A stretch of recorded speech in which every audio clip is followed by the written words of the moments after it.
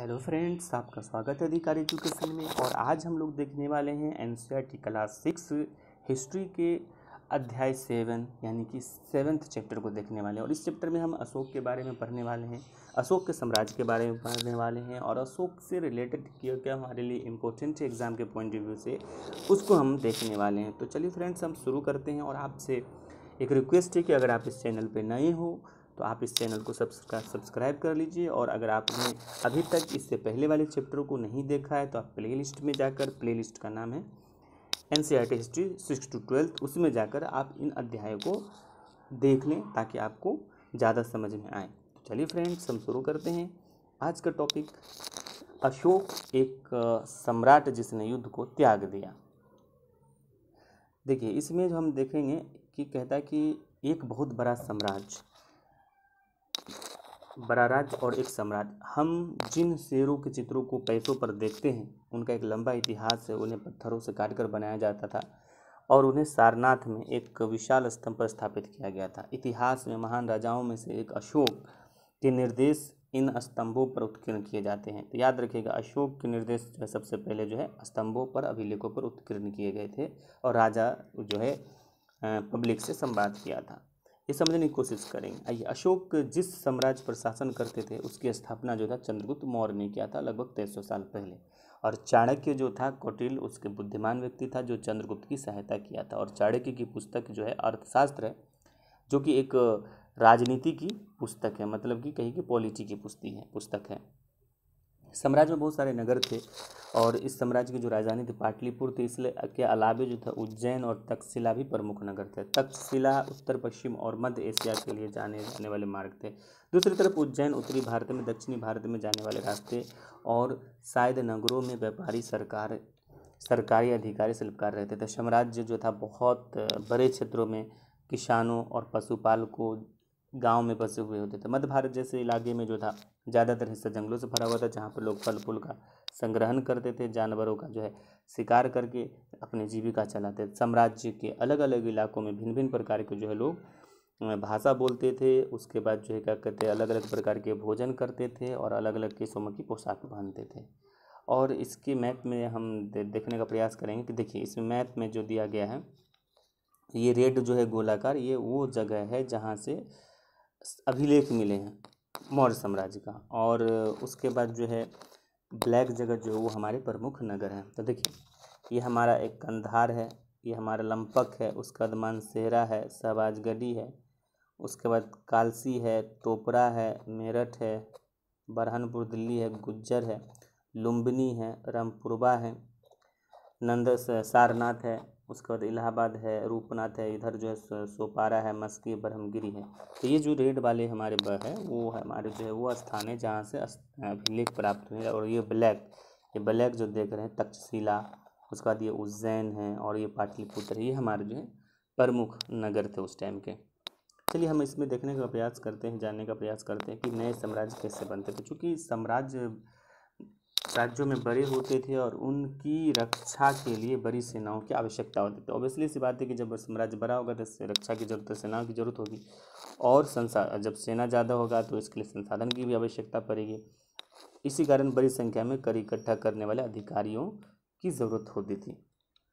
साम्राज्य में प्रशासन की हम जब बात करें तो देखिए, कहता है कि चूँकि मौर्य साम्राज्य बहुत बड़ा था इसलिए अलग अलग हिस्सों में अलग अलग ढंग से शासन किए जाते थे। अब पाटलिपुत्र एक जगह था, पाटलिपुत्र जो कि राजधानी थी, इसके आसपास के जो इलाके होते थे उस पर सम्राट का सीधा नियंत्रण था। इसका मतलब यह था कि इन इलाकों पर जो है गाँव और शहरों के किसान, पशुपालक, शिल्पकार, व्यापारियों से कर इकट्ठा करने के लिए राजा जो है अधिकारियों की नियुक्ति करते थे।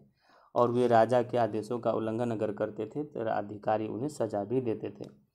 इनमें कई अधिकारी को वेतन भी दिया जाता था। जैसे एक संदेशवाहक था, ये एक जगह से दूसरी जगह घूमते रहते थे और राजा के ये जासूस अधिकारियों का कार्यकलाप पर नजर रखते थे। सबसे ऊपर सम्राट था जो राज परिवार और वरिष्ठ मंत्रियों की सहायता पर से सब पर नियंत्रण करता था। मौर्य साम्राज्य के भीतर भी कई छोटे छोटे प्रांत थे।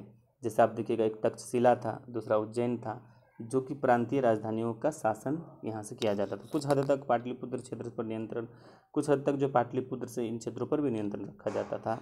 और अक्सर राजकुमारों को लगता था यहाँ जो है गवर्नर के रूप में नियुक्त किया जाता था। लेकिन ऐसा लगता है कि इन जगहों पर स्थानीय परंपरा और नियमों को ही माना जाता था। प्रादेशिक केंद्रों के बीच विस्तृत क्षेत्र इस इलाकों में मौर्य शासन सिर्फ मार्ग और नदियों पर नियंत्रण रखने की कोशिश करते थे और अब आवागमन के लिए महत्वपूर्ण थे और यहाँ से जो है उन्हें संसाधन और कर भेंट के रूप में मिलते थे और इकट्ठा करते थे। उदाहरण के लिए आप देखिएगा कि अर्थशास्त्र में लिखा है कि उत्तर पश्चिम कंबल के लिए, दक्षिण जो हमारा सोने और कीमती धातुओं के लिए प्रसिद्ध था। संभव है कि संसाधन नजराने के रूप में मिले जाते थे। देखिए अर्थशास्त्र जो हमारा ये राजनीति की पुस्तक है, इनका विषय वस्तु जो राजनीतिक है। अब अगर नजराना देखिएगा तो देखिए ये भी एक प्रकार का कर था, लेकिन एक कर जो था वो नियमित ढंग से मिलता था, नजराना जो था ये अनियमित था और इकट्ठा किया जाता था। नजराने विविध पदार्थों के रूप में भी लिए जाते थे जो स्वेच्छा से दिया जाता था। नजराना जो था स्वेच्छा से दिया जाता था। इस बॉक्स के अंदर जो आपको याद रखना वो है मेगास्थनीज को। मेगास्थनीज चंद्रगुप्त के दरबार में आया था और यूनानी राजा सेल्यूकस निकेटर के राजदूत के रूप में आया था और इसने लिखा है कि पाटलिपुत्र के बारे में इन्होंने लिखा है कि कहता कि सम्राट जो है जनता के रूप में जो है क्या कहते हैं, सम्राट जो जनता के रूप में किया जाता था। और देखिए यहाँ जो सम्राट के बारे में लिखा, सम्राट जनता के सामने जब आते थे तो शोभा यात्रा निकाला जाता था और उन्हें एक सोने की पालकी में ले जाया जाता था। उनके अंगरक्षक सोने चांदियों से अलंकृत हाथियों पर सवार रहते थे। कुछ अंगरक्षक पैरों को लेकर चलते थे और इन पैरों पर प्रशिक्षित तोते होते थे, झुंड के रूप में होते, जो सिर के चारों सम्राट के सिर के चारों ओर घूमते रहते थे।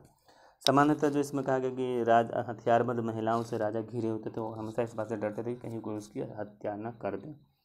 आधुनिक पटना के बारे में भी इसमें जानकारी दिया गया है। आधुनिक पटना के बारे में इसमें जो जानकारी है वो हमको देखना है कि आधुनिक पटना के बारे में क्या जानकारी इसने दिया है। लिखा है कि यह एक विशाल और खूबसूरत नगर था। यह विशाल प्राचीर से घिरा था और 570 बुर्ज, याद रखना है आपको, 570 बुर्ज और 64 द्वार थे और 2-3 मंजिला के वाले घर थे जो लकड़ी और कच्ची ईंटों के बने होते। राजा का महल भी काठ से बना होता था और पत्थर की नक्काशी अलंकृत किया जाता था और इनके चारों तरफ उद्यान और चिड़ियों के लिए जो रैन बसेरा, इनके बसेरों से घिरा हुआ होता था।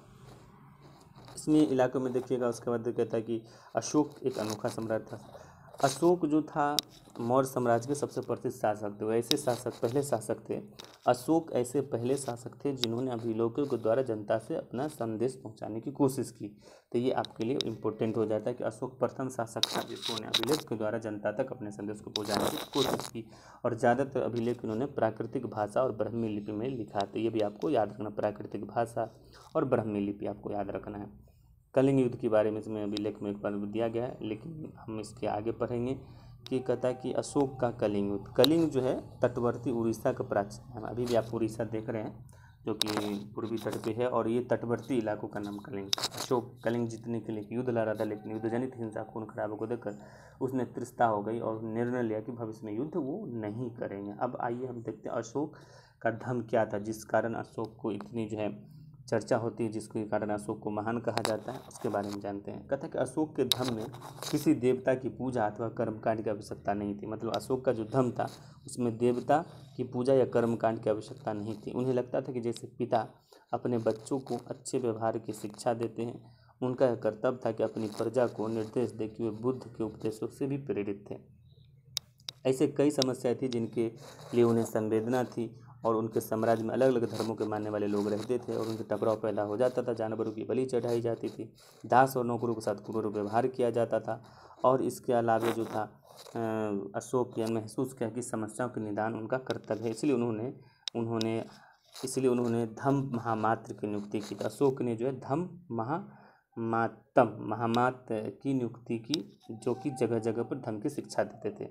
अशोक जो था एक धम्म महामात्र की नियुक्ति की जो जगह जगह पर धम्म की शिक्षा देता था। इसके अतिरिक्त अशोक ने संदेश के कई स्थानों पर शिलाओं पर स्तंभों को खुदवाया और शिलाओं पर निर्देश दिया और अधिकारी को निर्देश दिया कि वे राजा के आज संदेश को उन लोगों को पढ़कर सुनाए जो खुद नहीं पढ़ सकते थे। और अशोक धर्म के विचारों को प्रसारित करने के लिए सीरिया, मिस्र, ग्रीस और श्रीलंका में भी दूत अपने भेजे। मतलब अशोक जो सीरिया, मिस्र, ग्रीस और श्रीलंका में अपने दूत को भेजे। उन्होंने सड़कें बनवाए, अशोक ने सड़कें बनवाई, कुएं खुदवाए, विश्राम गृह बनवाए। इसके अतिरिक्त उन्होंने मनुष्य और जानवरों के लिए चिकित्सालय की भी व्यवस्था किया।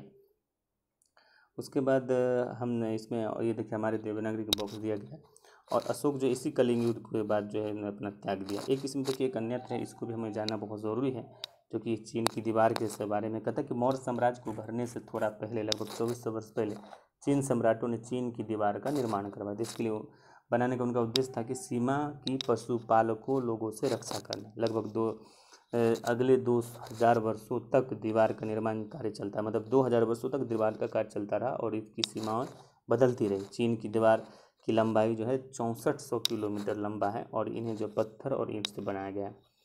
ऊपरी पत्थर ईंट से बनी, इसकी ऊपरी सतह जो है सड़क जैसी, मतलब ऊपरी सतह सड़क जैसी। इस दीवार को बनाने में हजारों लोगों को काम पर लगा और ये हर 100 और 200 मीटर की दूरी पर इस पर निगरानी के लिए बुर्ज बनाए गए हैं।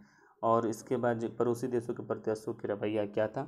तो फ्रेंड्स, ये आज का हमारा वीडियो था और हम आपको फिर नेक्स्ट वीडियो मिलते हैं। आपको वीडियो देखने के लिए बहुत बहुत धन्यवाद।